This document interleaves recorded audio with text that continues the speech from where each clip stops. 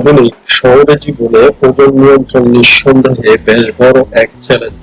তবে জীবনধারায় সাধারণত কিছু পরিবর্তন আনলে ওজন নিয়ন্ত্রণ করা তুলনামূলকভাবে সহজ হয়।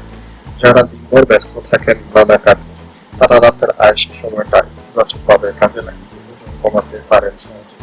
রাতে কোনো কাজে ওজন কমানোর প্রয়াস রাখার অর্থ কিন্তু এমনটা নয় যে আপনি রাতের বড় একটা অংশ জুড়ে ভারী ব্যায়াম করবেন। সারা রাত না খেয়ে থেকে ওজন কমানোর চেষ্টা করা মূল্যবানের কাজ নয়। ওজন কমাতে বরং সন্ধ্যার পরের সময়টা থেকে ছোট ছোট কিছু বিষয় মেনে চলা ভালো। রাতের খাবারে দেরি হয়।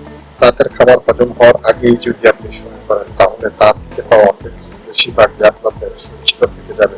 কারণ ঘুমের সময় আমাদের প্রক্রিয়ার হার কমে যায়। আবার সকালে উঠে তো খাবার খেতে হবে। তাই রাতের খাবার খেয়ে শুরু করলে ওজন বাড়ার ঝুঁকি থাকে।